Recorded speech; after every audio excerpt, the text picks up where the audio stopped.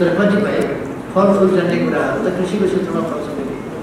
त्यसकारण र फलफुललाई अब वनलाई कृषि वनको प्राकृतिक वनहरू छोडेर अरू हामी कृषि वनको रूपमा गाउँमा डेभलप गर्न सक्छौँ। वातावरणलाई पनि राम्रो, पहिले पनि हामी गर्वका साथ दुनियाँमा भन्ने गरेका छौँ, हामी 62% अथवा हामीले खेतित गरेका छौँ। दुनियाँलाई वातावरणका लागि हामीले छुट्याएका छौँ 62% जमिन, 45% वन क्षेत्र, 17% हिमाल। 62% हामीले प्रकृतिका लागि छुट्याएका छौँ, वातावरणका लागि छुट्याएका छौँ, इकोसिस्टमका लागि छुट्याएका छौँ 65%। क्लाइमेटका लागि, इन्भाइरोमेन्टका लागि, इकोसिस्टमका लागि, नेचरका लागि छुट्याएका छौँ हामीले 62%। गर्वका साथ भन्छौँ त्यो प्रतिशत हामी उत्पादनमूलक ढङ्गले बढाउन सक्छौँ। अझै भन्न सक्छौँ कि हामी फलफुल खेती टम्म लगाएर हामीले 50% हाम्रो जमिन चाहिँ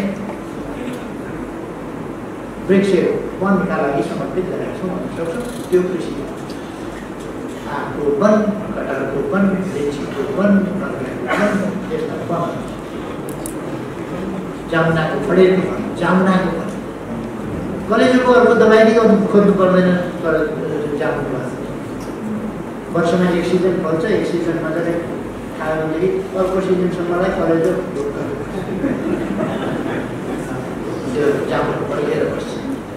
यस्ता औषधीय गुण भएका चिजहरू हाम्रा फलफुलहरू हुन्छ भने बेच्दाखेरि हामीले लेखिदिनुपर्छ। कलेजोको मजबुतीका लागि, कलेजोको स्वास्थ्यका लागि यो खाऊ। मान्छे खाएको हामीले बताइदिनु यो पनि आयात प्रधान बनाउने होइन, निर्यात प्रधान बनाउने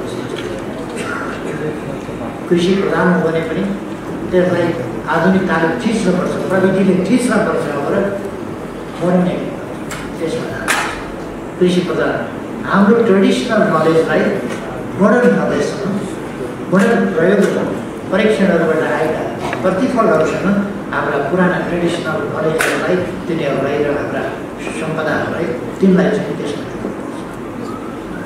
हाम्रो पेटेन्ट र किसानहरूलाई प्रिमियम दिनु पऱ्यो। यदि खेती गर्नु अथवा कृषि क्षेत्र सुरक्षित र सम्मानित, आकर्षक, लाभदायी, सुरक्षित, सम्मानित, फलदायी, लाभदायी, आकर्षित, आकर्षक क्षेत्र हुनु पऱ्यो। त्यहाँ मान्छे आकर्षित हुन सक्छ। सुरक्षित भएन भने आकर्षण कसरी हुन्छ? सुरक्षण गर्ने चाहिँ कसरी, सुरक्षित बनाउने कसरी हुन्छ? विवादै हो। अब यस ढङ्गले हामीले यस क्षेत्रलाई अगाडि बढाउँछौँ। पशुपन्छीका क्षेत्र होस् र मन्त्रीले के भन्नुहुन्छ, एउटा क्षेत्र पशुपन्छीको क्षेत्रमा, मत्स्य पालनको क्षेत्रमा, दुध मासुको क्षेत्रमा, अन्डाको क्षेत्रमा हामी आत्मनिर्भर भएका छौँ।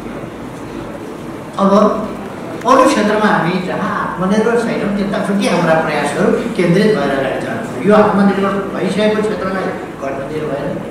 जस्तो उत्पादन क्षेत्रले भनौँ, मकैको खेती गरिदिनुहोस्, कपासको खेती गरिदिनुहोस्, हामी किन्न तयार छौँ। हामी दाना उत्पादकहरूले किन्छौँ र उचित मूल्य दिन्छौँ। त्यसो गर्दाखेरि सरकारले किसानहरूलाई प्रेरित गर्नु पर्यो कि तपाईँहरूको मकै बिक्री हुन्छ, उचित मूल्यमा बिक्री हुन्छ, परम मूल्यमा नोक्सान नपर्ने गरी बिक्री हुन्छ। त्यसको जिम्मा समर्थन मूल्य तोकेर सरकारले दिइदिन्छ। सरकारले समर्थन मूल्य तोकेर लिन्छ। यसबाट कहिले कहिले घाटा परे जस्तो देखिएला, तर समग्रतामा भन्यो भने घाटा होइन, सरकारलाई पनि फाइदा हुन्छ। जनता रोजगारीमा व्यस्त हुन्छ, जनता उत्पादनमा व्यस्त हुन्छ, जनता बेरोजगार हुँदैन, रोजगार हुन्छ र उसको आम्दानी बढ्छ, उसको आर्थिक क्षमता वृद्धि हुन्छ। त्यसकारण हामीले यो आर्थिक क्षमता वृद्धि हुने गरी अगाडि जानुपर्छ र अगाडि बढ्ने हिसाबले काम गर्नुपर्छ।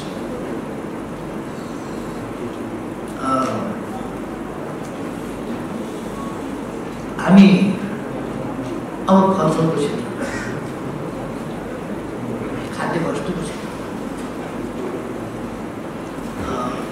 यो कृषि क्षेत्रमा हामी आत्मनिर्भर हुनुपर्छ भने हामी रासायनिक मलको कारखाना नेपालमा खोल्ने भनेका छौँ। त्यसको विधिवत प्रक्रिया अगाडि बढाउन सकेका छैनौँ। केही निकट भविष्यमा हामी कृषि मलको अथवा रासायनिक मलको प्राकृतिक मलको के मलका कारखानाहरू कुन कुन लेभलमा हुन्छ त्यसको हिसाब गरेर नेपालमै मल कारखाना खोल्ने र एउटा सबभन्दा हामीलाई सजिलो हुने कुरा विद्युतबाट मल कारखाना यस सम्बन्धमा छलफल भइरहेको छ। हामी महँगो पर्छ भने पनि केही छैन, एउटा प्रोजेक्ट नै हामी डेडिकेटेड गरिदिन सक्छौँ मल कारखानाका लागि। प्रोजेक्ट नै डेडिकेटेड गरिदिएपछि त्यसमा नाफा नोक्सान भन्ने कुरा भएन, त्यो प्रोजेक्ट सञ्चालन गरेर मल कारखानाका लागि खर्च गर्छौँ। त्यसो भनेपछि हामीले बाहिरबाट आउने हामी थर्मलको गर्दैनौँ, एटमिक थर्मल त्यतापट्टि पनि हामी कुनै हालतमा जाँदैनौँ, त्यो दुर्घटनाको ठुलो खतराको कुरा हुन्छ। अर्को हामी कोल आदि इत्यादि थर्मलमा पनि जाँदैनौँ, घुस कोल आदि इत्यादिका थर्मलहरू यस्तामा पनि जाँदैनौँ। र अर्को हामीले अब ग्यासबाट निर्माण गर्ने, ग्यासबाट चाहिँ पैदा गर्ने, ग्यासको प्रयोगबाट जाने, त्यस कुरामा एउटा बाध्यताको स्थिति त्यसमा देखिन्छ। मल कारखाना सबभन्दा सजिलो हुने देशैमा हो र अस्ट्रेलिया जर्मनी जस्ता देशहरूले पनि इलेक्ट्रिसिटीबाट चाहिँ त्यति फाइदा नहुने अथवा बहुतै गाह्रो पर्ने महँगो पर्ने देखेर उनीहरूले नै गर्न सकिरहेका छैन भन्ने कुराहरू छ।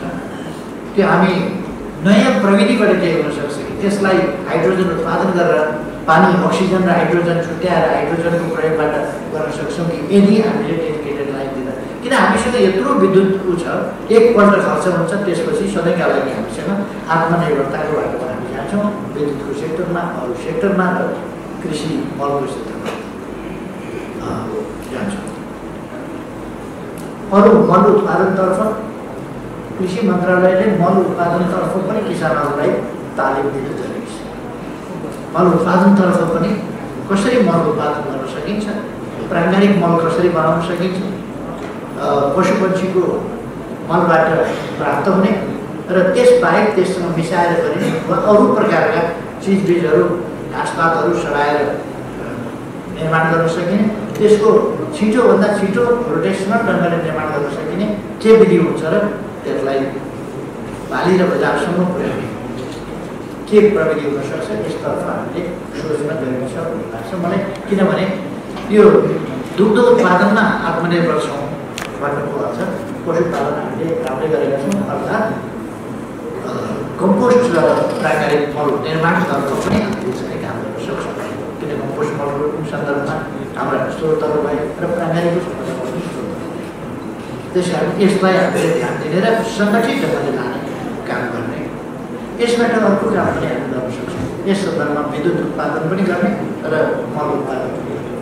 त्यसबाट आफ्नो विद्युत आफैले आफ्नो फार्ममा, आफ्नो पोल्ट्रीमा, तिनीहरूमा आफैले विद्युत पनि उत्पादन गर्न सक्ने र त्यसबाट मल उत्पादन गरेर बिक्री पनि गर्न सकिने, त्यस्ता खालको कामहरू गर्न सक्छौँ। यो मल्टिपर्पज खालका आयोजनाहरू पनि हामी चलाउन सक्छौँ। पशुपालन आदि त्यसको एउटा सरकार पनि बनाउन सक्छौँ। यसको प्रयोग त्यसमा, त्यसको प्रयोग त्यसमा, त्यसको प्रयोग त्यसमा गरेर एउटा चाहिँ चेन पनि, त्यसको चेन अफ युज त्यो पनि हामी गर्न सक्छौँ। त्यस कारण चेन अफ युजमा पनि ध्यान दिएर अगाडि बढौँ भन्ने चाहिँ लाग्छ। मैले धेरै समय नलियो, यहाँहरूलाई साथीहरूलाई थाहै छ, हामी नयाँ कुराहरू, नयाँ चिजहरू गरिरहेका छौँ। हाम्रो युवा पक्ति वैज्ञानिक खोज अध्ययन अनुसन्धानमा लागिरहेका छ। युवाहरूमा एउटा खोज अध्ययन अनुसन्धानको कामहरू अस्ति 4-5 दिन अगाडि रकेटको एउटा परीक्षण 1.5 किलोमिटर जति रकेट गयो, तर त्यसपछि अर्को चाहिँ विस्फोट हुन सकेन। एकदमै सफल भयो भनेर मानिएन, तर पनि 1.5 किलोमिटर माथिसम्म परसम्म त गएको थियो। अथवा एउटा प्रयोग हाम्रा युवाहरूले गरे। हिजो मात्रै मैले नेकपा एमालेको हुनेवाला कार्यालयमा रोबोट सहित भने त्यो रोबोट आदि इत्यादि युवाहरूले गरेको खोज अध्ययन अनुसन्धानको प्रदर्शनी मात्रै हुन्थ्यो। त्यो उनीहरूले खाली भएको हुनाले भेन्यू खोजेका मात्रै हुन्, त्यहाँ रोबोट राखिएको अहिले होइन। किनभने अहिले हामीलाई रोबोट राखिहाल्दा त्यसको आवश्यकता पनि छैन। रोबोट हामीले राख्ने भनेको जस्तो रेस्टुरेन्टहरूमा होटलहरूमा रोबोट राख्ने त्यो सुरु पनि भइसकेको छ र रोबोटले सर्भ गर्छ, मान्छेले सर्भ गर्ने। यो जब खोस्यो भन्ने एउटा कुरा छ। अर्को कुरा के भने यो वैज्ञानिक प्रगतिको कुरा हो। मान्छे कहिले पनि बेरोजगार हो। रोबोटले चिया पार्ने खोज्यो, रोबोट उत्पादन गर्न त खोजेको छैन। रोबोट उत्पादन गर्नु पर्यो।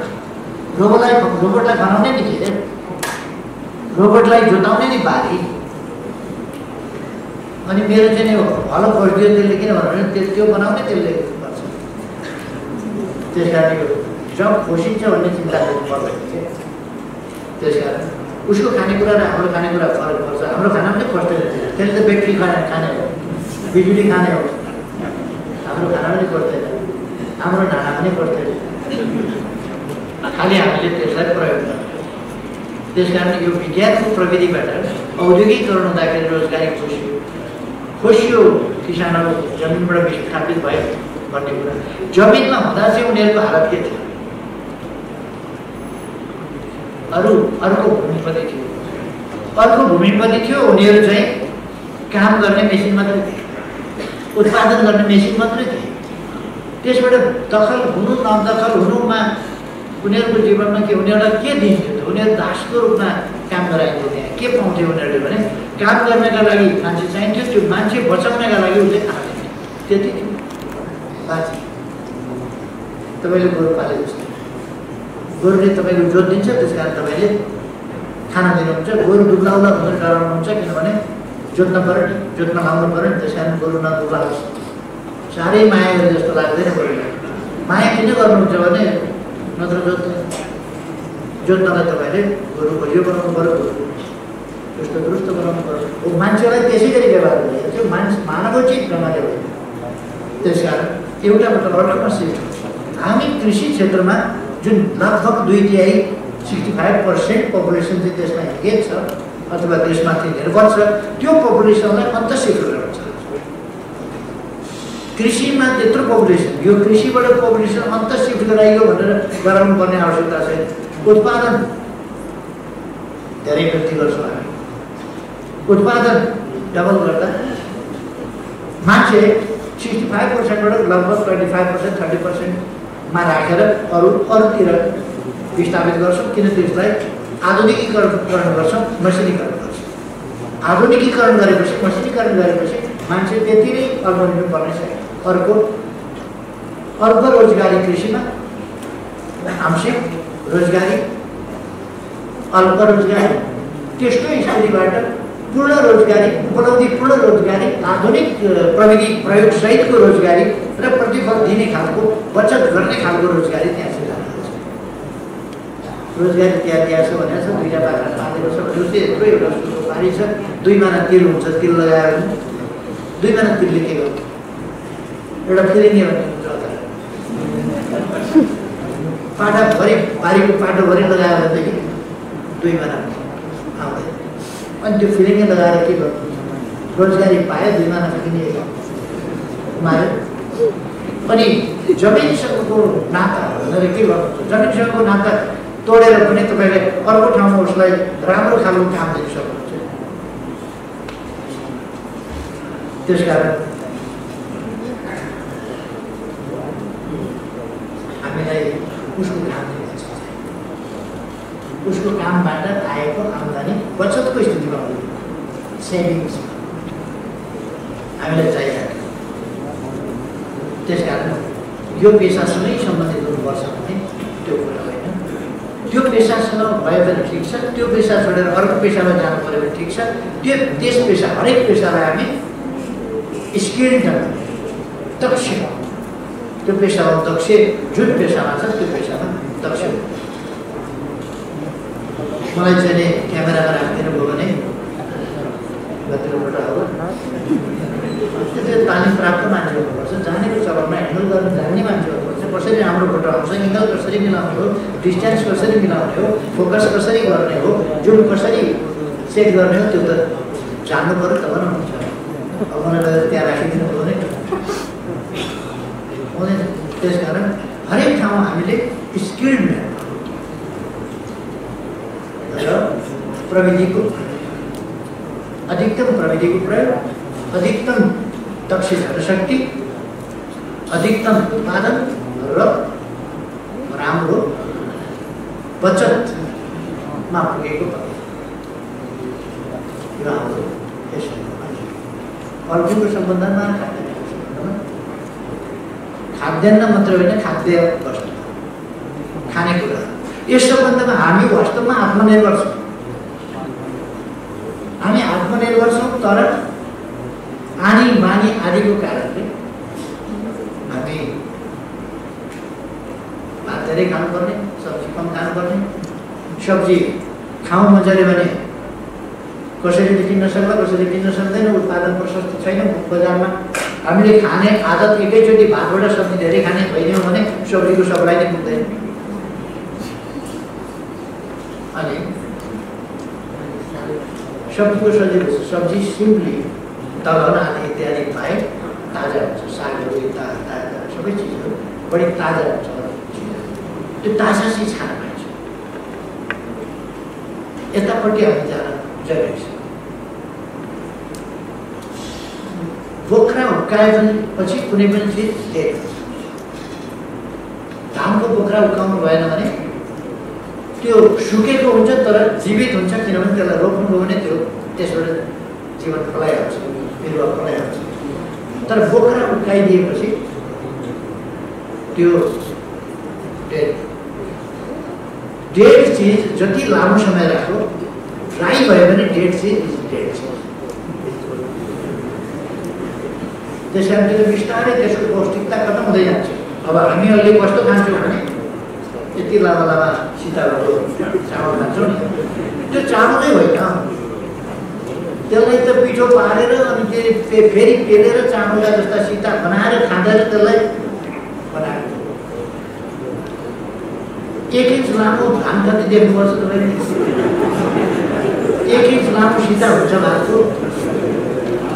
त्यसै हामीले थाहा पाउनुपर्छ कि त्यो नगरी हामी चाहिँ किसान हो, हामी खेती गरिरहेको छौँ। मैले हलो जोतेको छु, धान रोपेको छु, धान लगाएको छु, बिउ छरेको छु, सबै गरेको छु। मैले मसिनो लगाएको छु, मोटा लगाएको छु, सबै लगाएको छु। धान कस्तो हुन्छ भन्ने थाहा छैन। त्यो त हाम्रो शास्त्रहरूले के भन्छ भने पहिलो वर्षको वर्षमा बिउमा प्राथमिकता, बिउका लागि राम्रो हुन्छ किनकि फ्रेस हुन्छ। दोस्रो वर्षको अन्न खानामा प्रयोग गरिसक्यो दोस्रो वर्ष। तेस्रो वर्षको खाना भनेको त्यो अन्न भनेको चाहिँ होम होमादिलाई काम लाग्छ। खाना होम होमादिलाई काम लाग्ने पैसा होम होमादिबाट पनि पल्लो छेउ त्योबाट पनि डिल कटिसकेपछि अनि लामो चामल भएर हाम्रो आउँछ। होम होमादिलाई काम लाग्ने भइसकेपछि झुटो पिठो केराले खाएको सबै पिसेर अनि लामा सिधा विभिन्न नाममा आकर्षक नाम हुन्छ। लाल किला,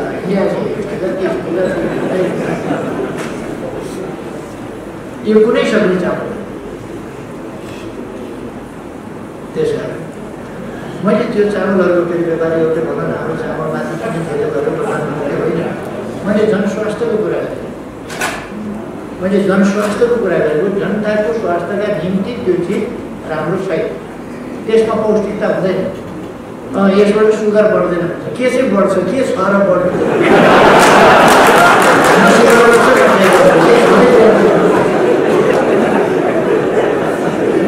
त्यसले खाएका बेला पेट चाहिँ हामीले पेटमा हालेर जस्तो गरेर पनि तर त्यसमा के पनि पौष्टिक तत्त्व के पनि हामीले ताजा खाने गर्नुपर्छ। यस वर्ष उत्पादन गऱ्यो, यसै वर्ष धान उत्पादन गऱ्यो, धान खायो, गहुँ उत्पादन गऱ्यो, यसै वर्ष खायो, ठिक छ। हामीले बिउका लागि राख्यो, दोस्रो वर्षभन्दा उता गएपछि त्यो सर्छ। अझ चामल बनाएर राखेपछि बोक्रो छुट्याएपछि हरेक चिजको बनाउँछ भने बोक्रो छुट्याएपछि त्यो चिज डेड हुन्छ, किनभने त्यो बोक्रो छोडाएको चिजले बिरुवा उत्पादन गर्दैन भनेपछि त्यो हामीले थाहा पाइन्छ।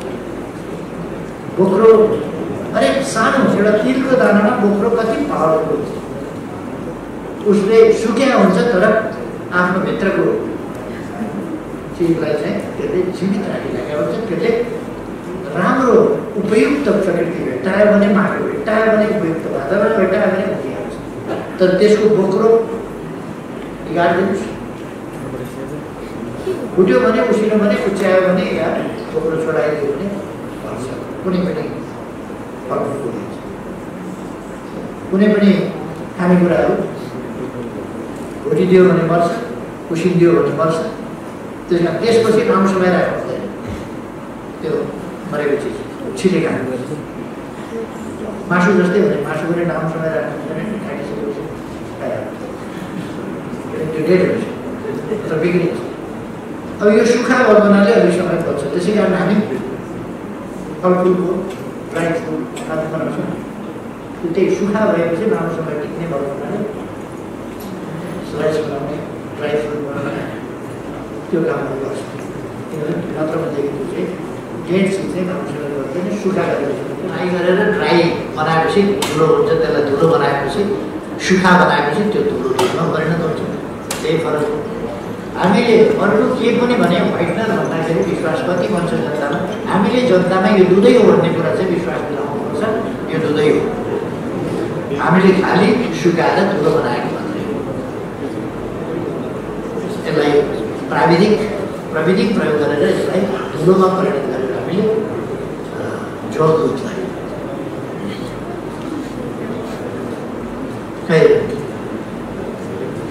यो डेरी व्हाइटनर भन्दा पनि धुलो दुध नै हो भन्ने मेरो विश्वास। यसको हामीले सुरुवात गर्यो आजबाट बजार बनाउन। मैले अस्ति पनि अलिकति भनेको थिएँ, यो बजार पठाउन सबै हामीले यसको यो राख्ने कसरी, प्रयोग गर्ने कसरी भन्ने कुरा पनि अलिकति बताउनु जरुरी हुन्छ किसानहरूलाई। उपभोक्ता ओसिलो ठाउँमा राखिदियो भने भरे ढेरलाई दुध आरोप आउँछ, यो दुध त डल्ला बनाएको छ, यो दुध त गनाउँछ, यो दुध त कुहेको छ। यस्तो ओसिलो ठाउँमा लगेर राखिदियो भने अनि बिग्रिहाल्छ। अनि अलिकति वाल पारेर एकपल्ट चियामा हाल्यो अनि त्यसदेखि पछि 10 दिन चाहिँ ओसिलो ठाउँमा राखिदियो भने बिग्रिहाल्छ।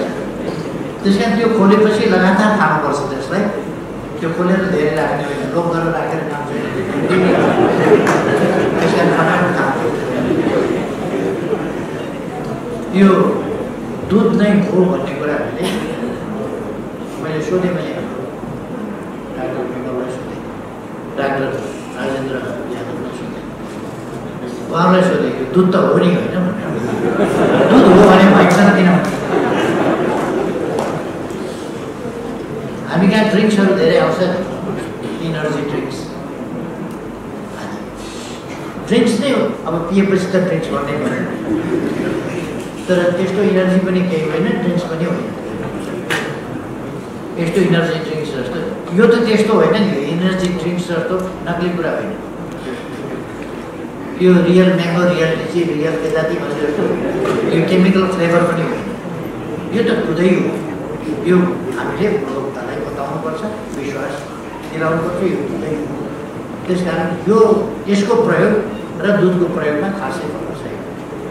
बरु दुध ढाडिन्छ, दुध त्यो ढाडिएपछि दुध चाहिँ राम्रो हुँदैन, तर यो चाहिँ ढाडिँदैन, सुक्खा हुन्छ। त्यस कारण ताजा हुन्छ, लामो समय।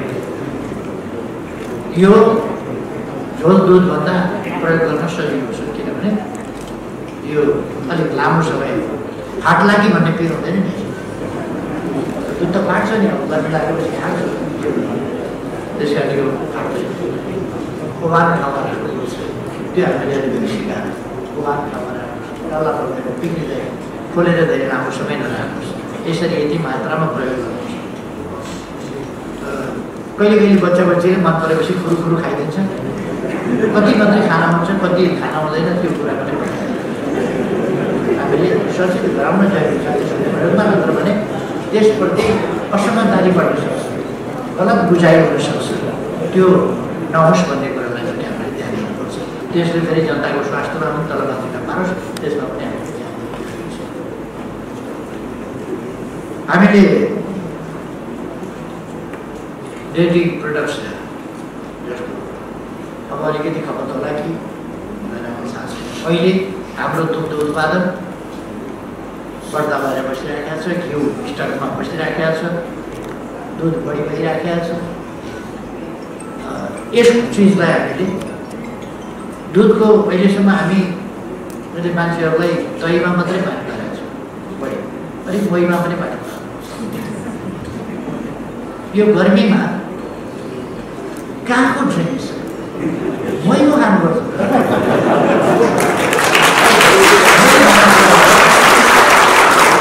इनर्जी ड्रिङ्क्स भनेको चाहिँ के भनेको छ, नकली पानी, कहाँबाट बोकेर ल्याएको बासी पानी, त्यो खानाभन्दा त मोही।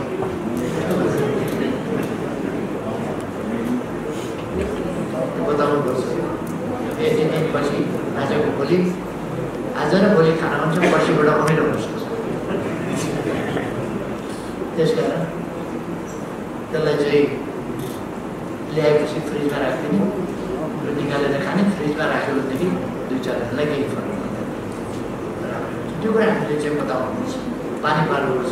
खाने मोही हो, मोहीमा जुन तागत हुन्छ, जुन तत्त्वहरू मोहीमा हुन्छ त्यो कहाँ हुन्छ? त्यस कारण त्यो हामीले पानी पार्नु, जो धेरै हुँदैन। खालि हामीले कसरी त्यसको खपत बढाउन सक्छौँ। मैले भनेको छु डेयरी प्रोडक्ट्स धेर भयो एकातिर त अवगत गराउनुपर्छ। यहाँ खपत हुँदैन भने निर्यात हुनु, त्यो पनि हुँदैन भनेदेखि चक्लेट किन स्विजरल्यान्डले मात्र बेच्ने, किन चाहिँ हामी उसमा बेल्जियम जाँदाखेरि बेल्जियमको चक्लेट, स्विजरल्यान्डको चक्लेट, हिमालयन चक्लेट किन नभने, अन्नपूर्ण चक्लेट किन नभने, माछा पुसाई चक्लेट किन नभने, धौलागिरी चक्लेट किन नभने, फेवा चक्लेट किन नभने, ब्रान्डहरू चाहिँ भेट्न अर्को विभिन्न नामहरू दिन सकिन्छ नि। फोक्सुल नाम दिन सकिन्छ, कञ्चनजङ्घा दिन सकिन्छ, अर्को दिन सकिन्छ, अर्को दिन सकिन्छ, एभरेस्ट चक्लेट दिन सकिन्छ। अनि त्यसमा हामीले बताउन सक्छौँ। एउटा पुस्तिका राख्दै हाम्रो डेयरी प्रोडक्ट्स, हाम्रा डेयरी प्रोडक्ट्सका विशेषता हाम्रो चौरीको दुध, चौरीको दुधबाट बनेको चिजबिजहरू, त्यसबाट बनेको चिज, त्यसलाई हामीले भनौँ च्याङ्राको मासुलाई भनौँ यो जडीबुटी खाएको औषधीय गुण भएको मासु, दुध, दुग्ध उत्पादन हो। त्यसकारण यसको मूल्य अलिक महँगो भनेर बेच्नु। यो महँगो छ किनभने यो औषधीय गुण भएको छ। 2-4 दिन खाइएर त्यसपछि तिमीलाई अलिकति एनर्जी आएन भने किन यसमा त औषधीय गुण छ। त्यो साँचो कुरा हो, हामीले झुट बोलेको छैन, औषधीय गुण छ त्यसमा। मुस्ताङको च्याङ्रा काठमाडौँ आइपुग्न भ्याउँछ, पोखराले ल्याउनु पर्छ। दसैँ तिहारमा काठमाडौँ मुस्ताङको च्याङ्रा आउन पाउँछ, बनानीतिर आउँछ, मुस्ताङबाट आउँछ च्याङ्रा आउन पाउँदैन किनभने उतै बाटाबाटमै दमौलीको पुल त चढ्दै चढ्दैन।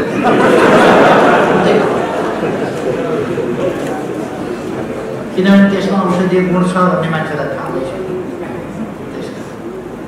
यो चिज हामीले बिक्दैन भन्ने कुरा छैन, हामीले बेच्ने गरी उत्पादन गर्नु पर्यो। ठुलो स्केलको उत्पादन नभइकन बिक्दैन, ठुलो स्केलको उत्पादन।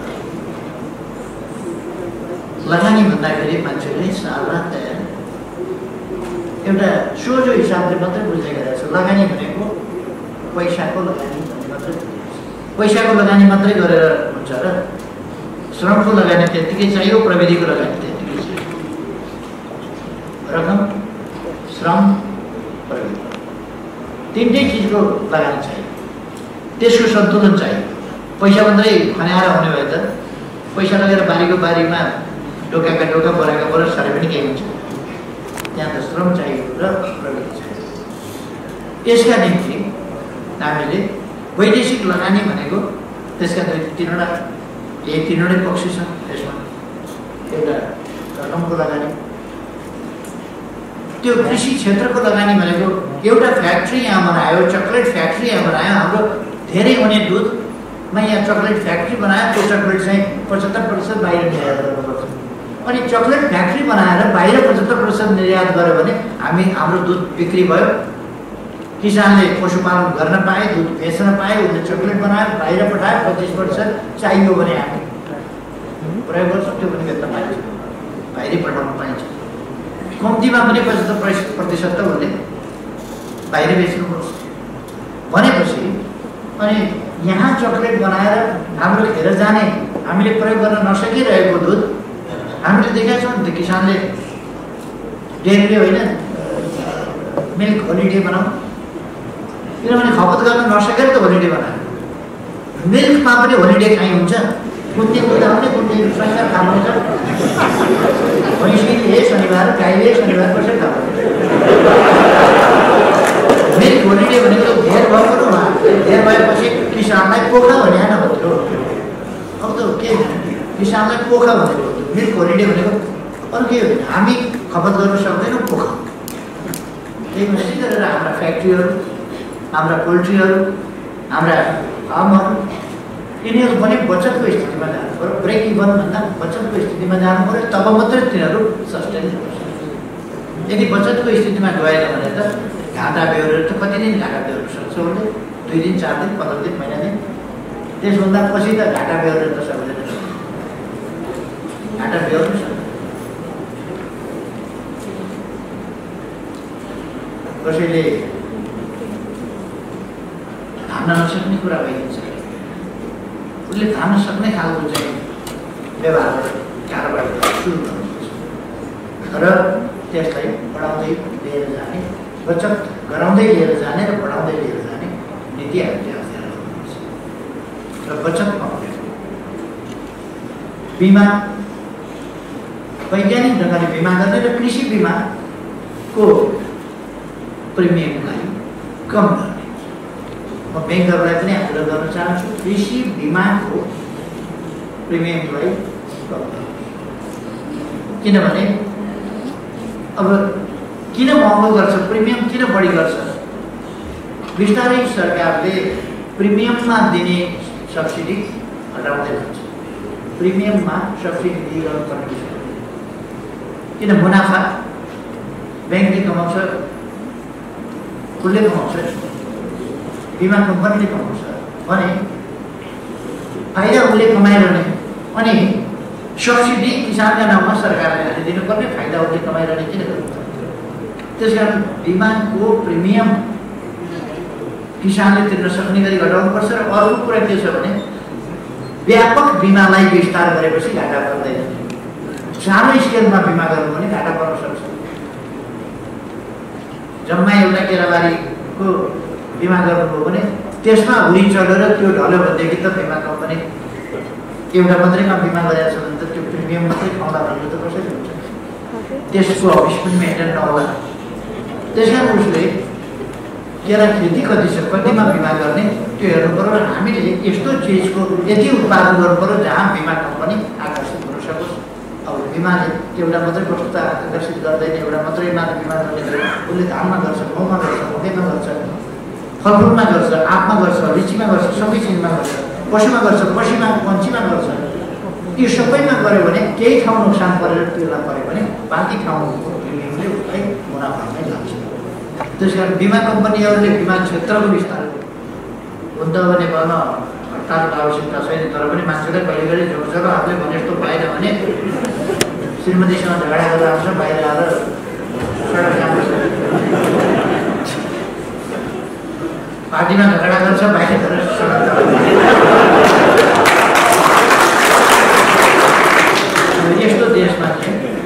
कति बेला सडक जाम हुन्छ त भन्छ यो लोगो भएपछि कमसेकम गाईले दुध बोकेर आयो है त्यो देखिएपछि एकपल्ट लोगो देखाइदिएर हुन्थ्यो त्यो गाईले दुध बोकेर थोपा सङ्कलन गरेर थोपाको पनि सङ्केत छ थोपा सङ्कलन गरेर थैलै बोकेको छ यो चिन्ह देखेपछि यो चिन्ह हामीले चिनाउनु पर्छ सबैलाई यो के हो भन्ने कुरा जस्तो यसलाई यो अत्यावश्यक सेवाभित्र पर्दछ यो बिमारीलाई पाउने चिज हो यो बालबालिकालाई पाउने चिज हो यो ज्येष्ठ नागरिकहरूलाई एकदमै वृद्ध अवस्थाका मान्छेहरूलाई बुढाबुढीलाई अरू खान नसक्नेलाई दुध खुवाउने चिज हो त्यस्तो अवस्थामा पनि चाहिने र नभइनहुने चिज भएको हुनाले त्यसको आवागमनमा कुनै प्रकारको रोकटोक नहुँदैन लागि हामीले लोगो पनि सुरु गरेका छौँ यसको आइडियाका लागि र यसको रचनाका लागि म फेरि पनि धन्यवाद भन्न चाहन्छु गभर्मेन्ट र सरकार र निजी क्षेत्रको सहकार्यको एउटा नमुना हो यो क्षेत्र पशु पंक्षी मत्स्य पालन दुग्ध उत्पादन यो दुग्ध उत्पादन वास्तवमा सरकारी कुनै फार्म छैन फार्म छन् त प्राइभेट छ अहिलेसम्म किसानहरूले या त एउटा भैँसी दुईटा भैँसी गरेर जोडेर तिनीहरूको दुध सङ्कलन गरेर किसान केन्द्रमा पुर्यायो त्यहाँबाट त्यसलाई पठायो आदिको 100 जिल्ला छ अघि हामीले देखेका थियौँ साइकलमा बच्चा पछाडि राखेर एउटा भाँडो मान्छेको अगाडिपट्टि राखेर एकजना महिलाले त्यसरी बच्चालाई पछाडि राखेर अब एउटा परिवारको एउटा भैँसीको दुईटा गाईको त यस्तै हुँदो रहेछ सानो उसबाट बोकेर तर यो सबैको फाइदा के छ भने एउटा उनीहरूले आफ्नो लेभलको आफ्नो क्षमताको रोजगारी पनि पाएका छन् र त्यसको उत्पादनको प्रत्यक्ष नगद फेरि उनका खाद्य सोझै कृषि उपजको सोझै त्यो प्रतिफल चाहिँ तत्काल कृषिले किसानले प्राप्त गर्छ त्यसकारण यसले किसानहरूको दैनिक जीवनमा असर पार्छ उनीहरूलाई क्रियाशील राख्छ उनीहरूलाई रोजगारी दिन्छ यो यति हो कि कहिले कहिले रोजगारी त्यो अर्धरोजगारी हुन्छ कहिले आंशिक रोजगारी मात्रै हुन्छ यदि उसको क्षमताभन्दा कम मात्रै उसले लगानी गर्न सक्यो र दुईटा बाख्रा पाल्यो भने त जीविका पनि चल्दैन चारवटा बाख्रा पालेर जीविका कसरी चलाउने यदि 50वटा बाख्रा पाल्यो भने उसको जीविका चल्न सक्छ 100वटा बाख्रा पाल्यो भने नाफामा जान सक्छ त्यस कारण त्यो त कति स्केल छ भन्ने कुरा 100वटा बाख्रा पाल्यो भने उसले रोजगारी पायो उसको आमदानी भयो भन्ने कुरा बुझिन्छ अब थोरै 20वटा बाख्रा पाल्यो भने 10वटा बाख्रा पाल्यो भने रोजगारी नै भएन जस्तो त्यो मान्छे अल्पलाई पनि अल्छिने काम मात्रै हुन्छ 20वटा पाल्यो भने अल्प रोजगार हुन्छ 30वटा 35वटा बाख्रा पाल्यो भने अलिकति आंशिक रोजगारी हो अथवा अर्ध रोजगारी हो अलिक 50वटा माथि पाल्न पायो भने अलिकति रोजगारीको स्थितिमा र आम्दानी उसको सरप्लसमा उसको बचतमा जाने आम्दानी त्यसो भन्नाले हामीले आम्दानीलाई बचतमा जाने किसानको आम्दानीलाई बचतमा जाने किसानलाई प्रेरित गर्दाखेरि बताउँदाखेरि सहयोग गर्दाखेरि उसको काम उसको परिश्रमबाट आम्दानी भएको आम्दानी या प्रतिफल बचतको स्तरमा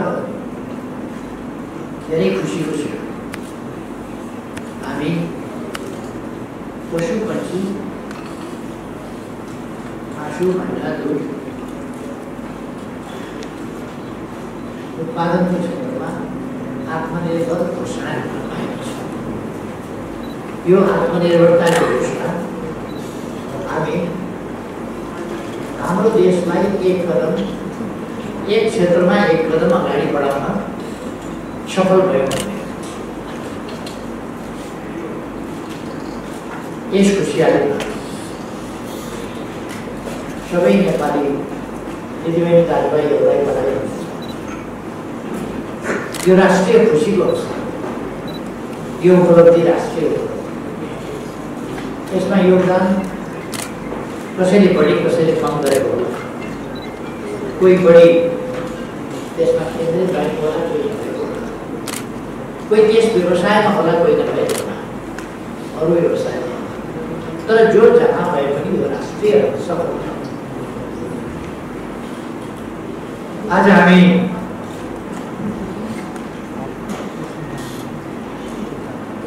एउटा हाम्रो नारालाई सार्थक पनि पाइरहेका छौँ। हरेक दिन एक कदम अगाडि। हामी हरेक दिन जसो नयाँ नयाँ उपलब्धिहरू हासिल गर्दै नयाँ नयाँ उचाइहरू छुँदै अगाडि बढिरहेका छौँ।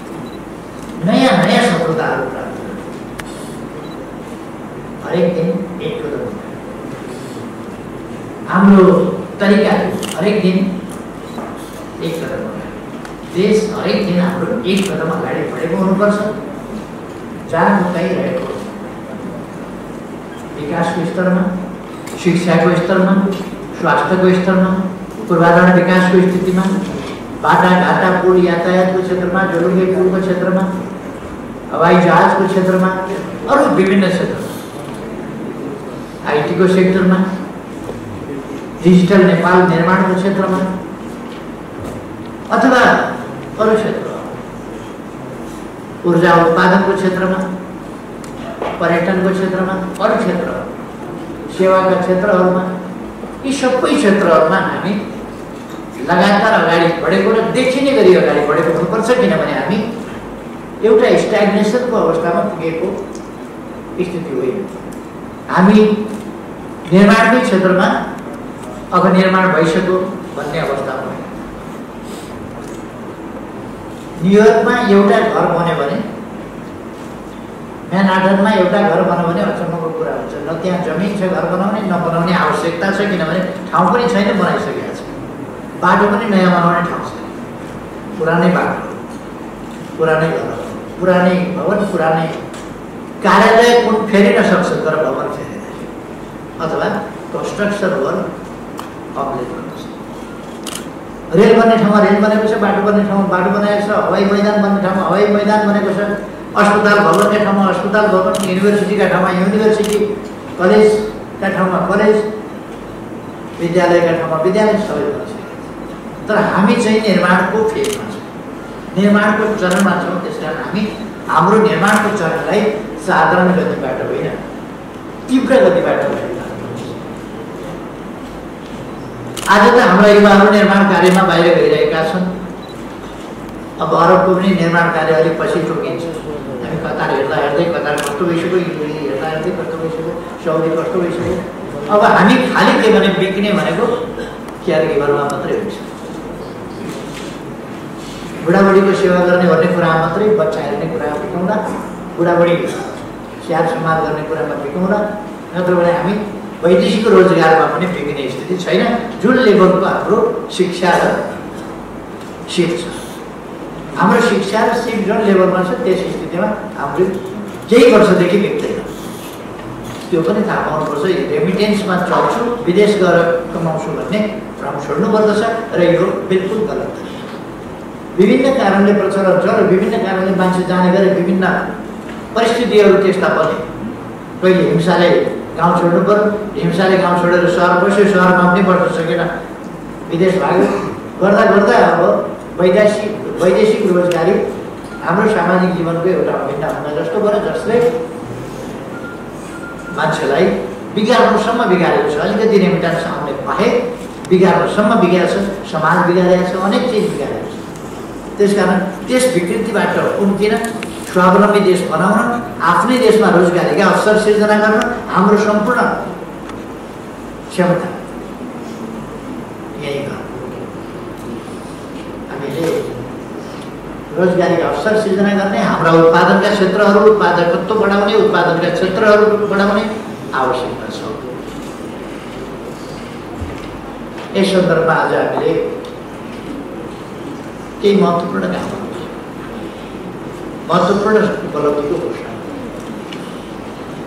पशुपक्षीका क्षेत्रमा दुग्ध उत्पादनको क्षेत्रमा र आजैबाट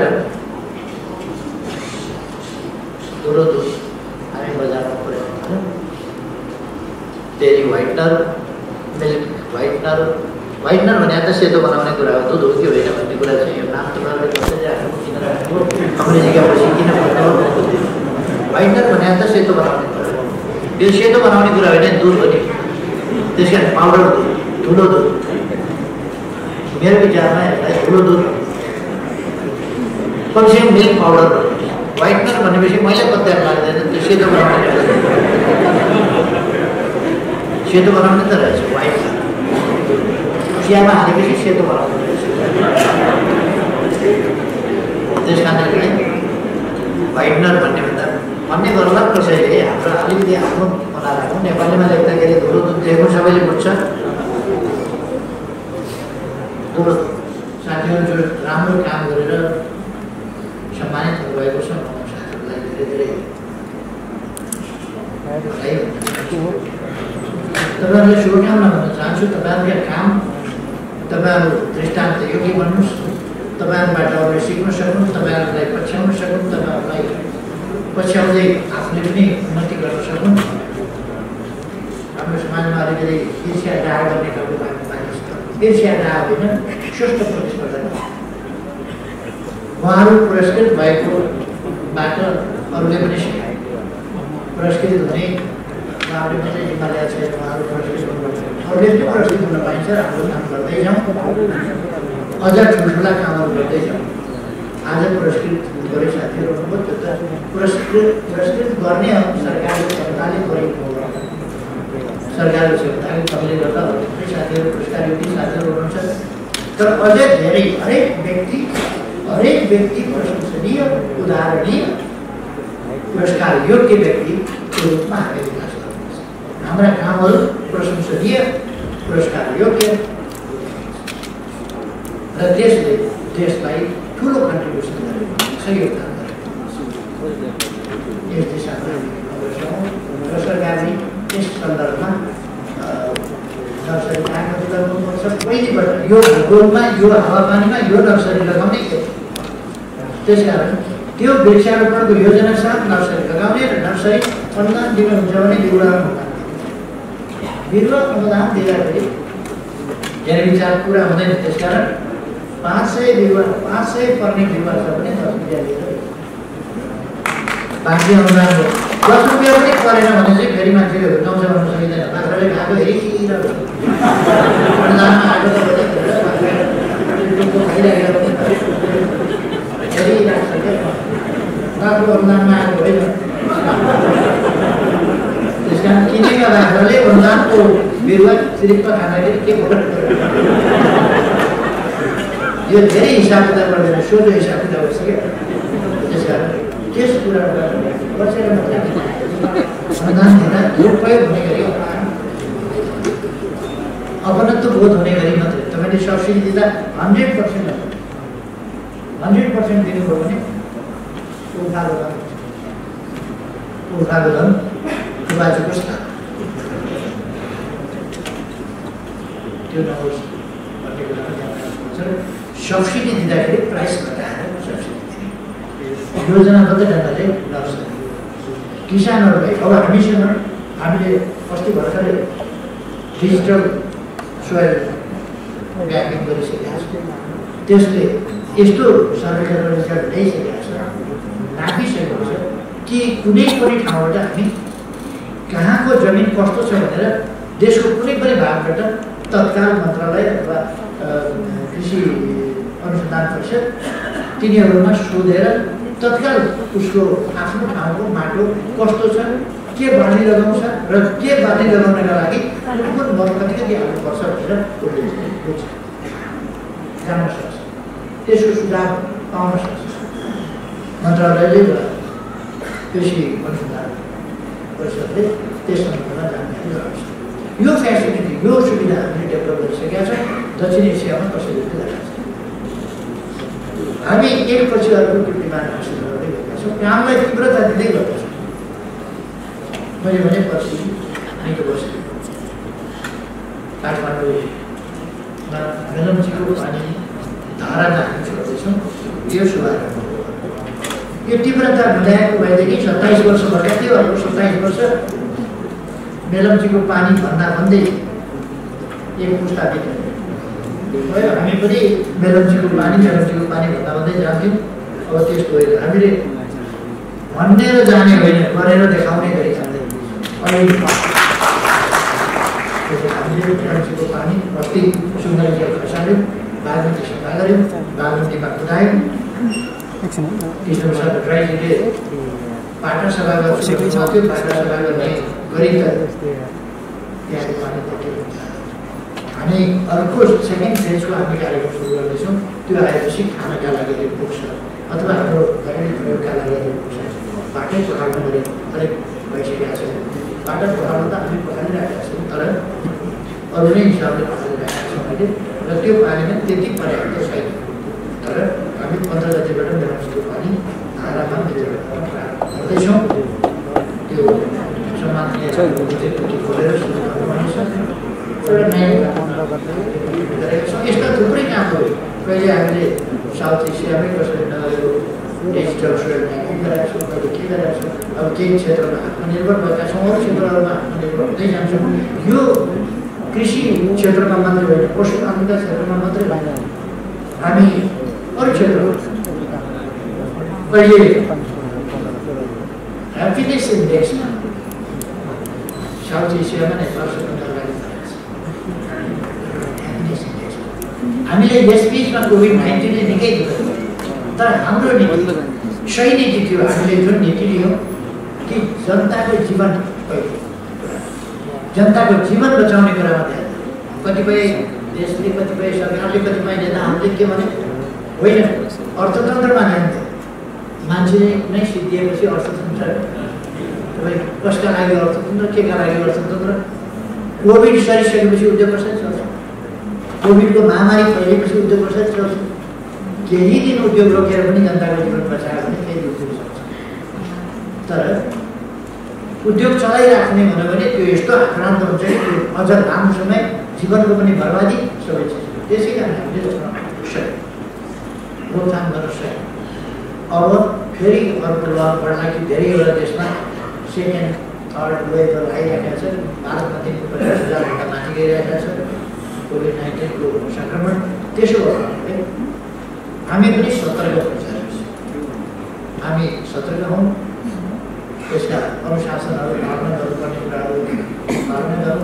सरकारका निर्देश आदेशहरू जुन मन्त्रालयहरूले दिन्छन् त्यो कुराहरू सरकारले केही त्यसबाट फाइदा पाउने होइन, नाफा पाउने होइन, त्यो जनताको जीवन रक्षाका लागि गरेको र हाम्रो जीवन पहिलो, लाइफ इज फर्स्ट भन्ने जुन धारा, जनताको ज्यान बचाउन केन्द्रित हो भन्ने धारा, त्यसले गर्दा हामीले अस्पताल पनि थुप्रै क्वारेन्टिन, थुप्रै अरू आइसोलेसनका कामहरू, थुप्रै ती आइसोलेसन आदिका कामहरूलाई पनि हामी ध्यानपूर्वक गर्छौँ। अहिले 83 ठाउँबाट हामीले त्यसको राम्ररी उपचार गर्न सक्छौँ। स्वाब टेस्ट गर्न सक्छौँ 83 ठाउँमा, पिसिआर टेस्ट गर्न सक्छौँ 83 ठाउँमा, 300 ठाउँभन्दा बढी ठाउँमा हामी खोपहरू उपलब्ध गराएका छौँ। लिन सक्छौँ देश व्यापी।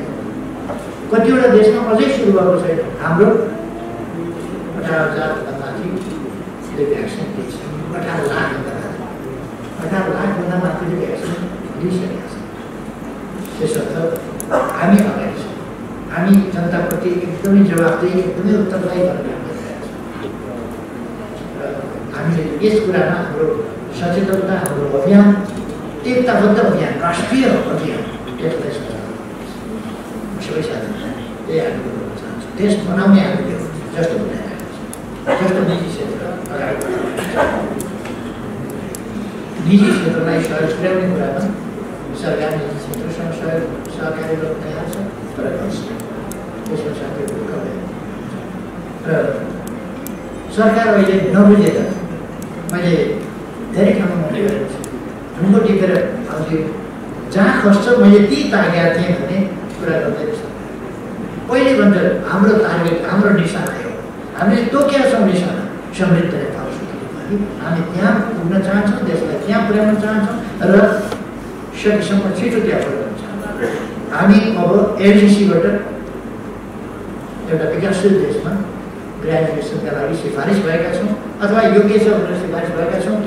त्यो भनेको हामी अब एलजिसी हेरौँ, हामीले मापदण्ड पुरा गऱ्यौँ। शिक्षा, स्वास्थ्य अनेक क्षेत्रहरूमा मापदण्ड पुरा गऱ्यौँ।